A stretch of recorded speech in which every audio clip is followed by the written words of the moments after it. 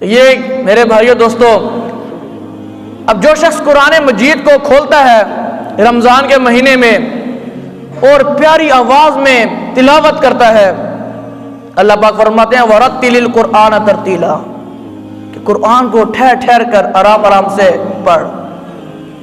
تو قرآن کو اگر ہم پڑھتے ہیں، خوبصورت انداز میں پڑھتے ہیں، خود بھی خوشی محسوس ہو کہ یار میں کتنا اچھا قرآن پاک پڑھ رہا ہوں، اللہ کا کلام ہے، اللہ کی کتاب ہے، اور جب دوسرا کوئی سنتا ہے تو وہ بھی کہے گا یار کہ یہ بندہ پڑھ رہا ہے، کتنا شاندار قرآن پڑھ رہا ہے، اللہ کی کتاب کو کتنے شاندار انداز میں پڑھ رہا ہے۔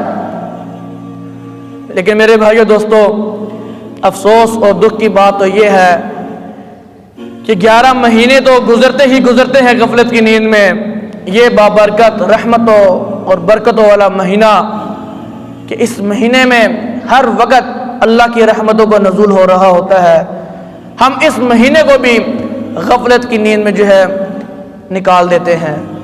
غفلت کی نیند میں ہم سوئے رہتے ہیں، موبائل کا استعمال کرتے رہتے ہیں، ٹی وی دیکھتے رہتے ہیں، یا پھر ایک ہی کام ہے سونا، سوئے رہتے ہیں۔ تو نہ ہمیں رمضان المبارک کی قدر کا پتہ ہے، نہ رمضان المبارک میں روزے کی قدر کا پتہ ہے، نہ رمضان المبارک کے مہینے میں تراویح کی قدر کا پتہ ہے، نہ قرآن کی عظمت کا پتہ ہے، نہ قرآن کی قدر کا پتہ ہے۔ اگر ہم رمضان کے روزے رکھ بھی لیتے ہیں تو کیا ہم روزے کا حق ادا کرتے ہیں؟ مجھے یہ بتائیں، ذرا سوچئے، ہم نے روزہ رکھ لیا، سحری کھا لی، نماز بھی اس انداز میں ادا کی کہ نماز کو سر سے اتارنے کی کوشش کی کہ یار جلدی جلدی مولوی صاحب نماز، قاری صاحب جلدی جلدی نماز سلام پھیریں، اور دعا سے اٹھ کے پہلے چلے جاتے ہیں، کیوں؟ سونا ہے جا کے یار۔ روزہ رکھ لیا، سحری کھا لی، اب ہم سو گئے، اب 12-1 بجے گھر والے اٹھا رہے ہیں اور کیا کر رہے ہیں؟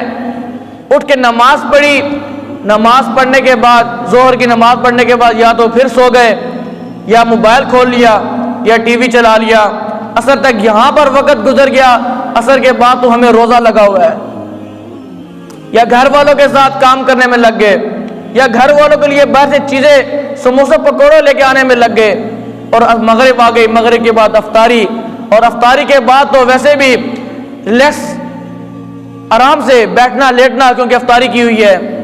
اور پھر تراویح کا وقت کیا ہوتا ہے ہمارے تراویح کے وقت کیا ہوتا ہے؟ تراویح تو پڑھنی نہیں ہے، اور پھر کیا کرنا ہے؟ باہر نکل جانا ہے دوستوں یاروں کے ساتھ، محفل میں بیٹھنے لگ جانا ہے۔ تو میرے بھائیوں دوستوں، مجھے یہ بتائیں، کیا روزہ ایسے رکھا جاتا ہے؟ کیا روزہ ایسے رکھا جاتا ہے؟ روزے کی قدر و قیمت یہ ہے، اللہ تبارک و تعالیٰ نے ہمیں یہ رمضان عطا فرمایا ہے، خدا کی قسم یہ رمضان کا مہینہ جو گزارے گا وہ خوش قسمت ہے۔ کیوں؟ کیونکہ اللہ پاک خوش قسمت لوگوں کو یہ رمضان کا مہینہ عطا فرماتے ہیں۔ مجھے یہ بتائیں، آپ تمام احباب بیٹھے ہیں یہاں پہ، بہت سارے لوگ ایسے ہوں گے جو یہ رمضان کا مہینہ گزاریں گے، لیکن ان کے بہت سارے دوست ایسے ہوں گے جو پچھلے رمضان میں ان کے ساتھ تھے لیکن اب نہیں ہیں، بہت ساروں کے رشتہ دار ان کے ساتھ تھے، افطاریاں ان کے ساتھ کی، خوشی خوشی رمضان کا مہینہ گزارا، لیکن اب کیا ہے؟ اب وہ نہیں ہے۔ اب وہ کہاں ہیں؟ وہ 1-4-5 گز نیچے زمین کے نیچے سو رہے ہیں۔